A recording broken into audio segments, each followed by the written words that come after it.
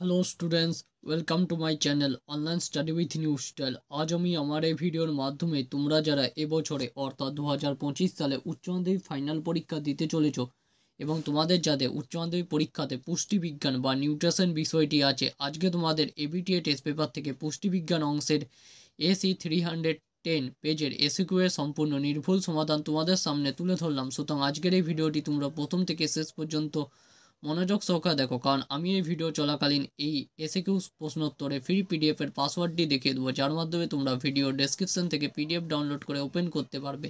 সুতরাং মনোযোগ সহকারে প্রথম থেকে শেষ পর্যন্ত ভিডিওটি দেখো। ABTA test paper nutrition solution page AC 310। তোমাদের এখানে 14টি এসিকিউ প্রশ্ন থাকে, অতি সংক্ষিপ্ত প্রশ্নোত্তর। প্রথম প্রশ্ন দেখো কি আছে, যকৃতের কোন কোষ জীবাণুকে ধ্বংস করে? উত্তরটি হলো কুপার সেল। যকৃতের একটি বিশেষ কোষ যা ফ্যাগোসাইটিক কার্যকলাপের মাধ্যমে জীবাণু ও ক্ষতিকারক পদার্থ ধ্বংস করে। খুব গুরুত্বপূর্ণ একটি প্রশ্ন। পরের প্রশ্ন, 1 কিলোজুল সমান কত কেসিএল? দেখে নাও উত্তরটি, 1 কিলোজুল সমান 0.239 কিলো ক্যালোরি বা কেসিএল। পরের প্রশ্ন, কার্বোহাইড্রেট উপচিতিমূলক বিপাক কোনটি? দেখে নাও, গ্লাইকোজেনেসিস হলো কার্বোহাইড্রেটের উপচিতিমূলক বিপাক। পরের প্রশ্ন, সিএফটিআরআই কোথায় অবস্থিত?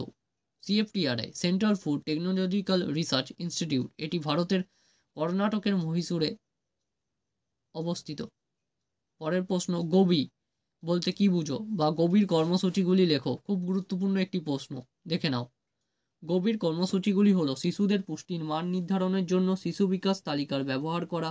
পরের পয়েন্টে লিখবে, শিশুদের পেটে রোগ ও দেহে জলের ভারসাম্য রক্ষা করার জন্য ওরাল রিহাইড্রেশন থেরাপির প্রয়োগ করা। 3 নম্বরে লিখবে, শিশুদের স্বাস্থ্য রক্ষা ও মায়েদের সুরক্ষার জন্য শিশুদের মাতৃদুগ্ধ পান করানোর বিষয়ে মায়েদের উৎসাহ প্রদান করা। 4 নম্বর পয়েন্টে লিখবে, অনাক্রমতা সৃষ্টির জন্য সারা বিশ্বের প্রতিটি শিশুকে টিকা প্রদানের ব্যবস্থা করা। পরের প্রশ্ন, NNACP পুরো কথাটি কি? National nutrition anaemia control programme. খুব গুরুত্বপূর্ণ একটি প্রশ্ন।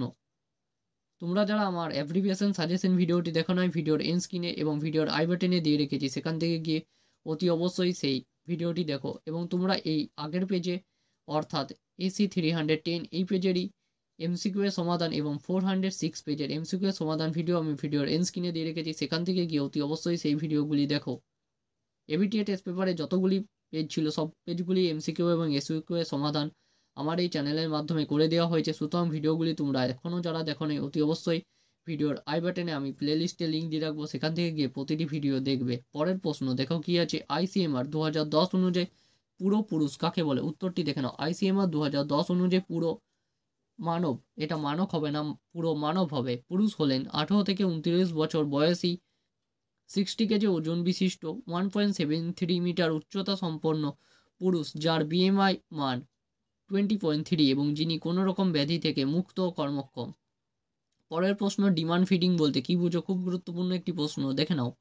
মাতৃদুগ্ধ প্রদানের ক্ষেত্রে শিশু চাইলেই মায়ের শিশুকে দুধ পান করা উচিত, একেই ডিমান্ড ফিডিং বলা হয়। এর অথবা প্রশ্ন যেটি ছিল, রোগ সুরক্ষায় সয়াবিনের ভূমিকা কি? খুব গুরুত্বপূর্ণ একটি প্রশ্ন। সয়াবিন রোগ প্রতিরোধক ক্ষমতা বাড়ায় কারণ এতে প্রোটিন ও অ্যান্টিঅক্সিডেন্ট থাকে।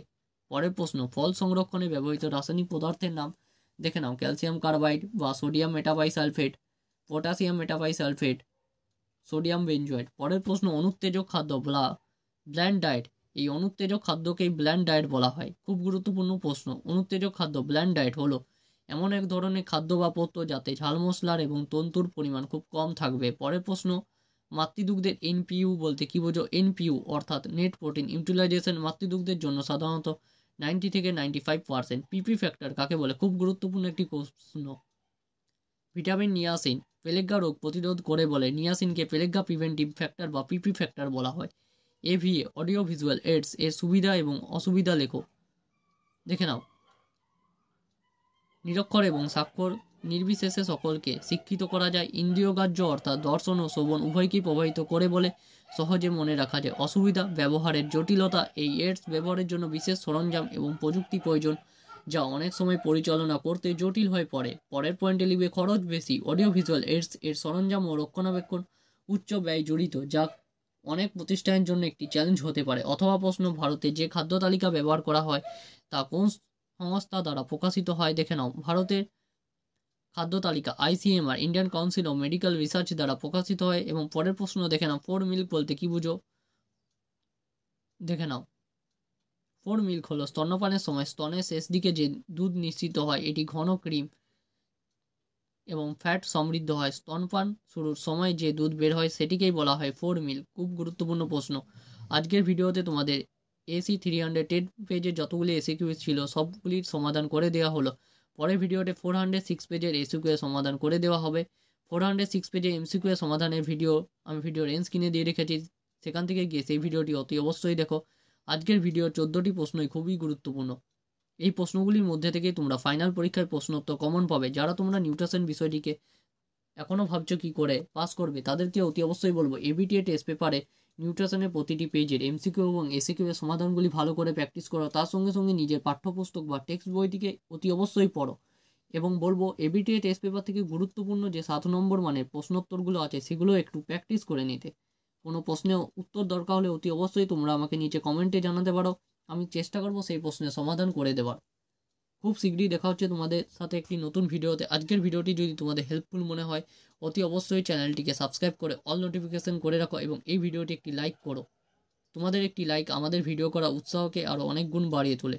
তাই অতি অবশ্যই তোমাদের সকলকে বলবো, ভিডিওগুলি ভালো লেগে থাকলে একটি করে লাইক দাও। আজ এতটাই, পরদিন দেখা হবে অন্য একটি নতুন ভিডিওতে।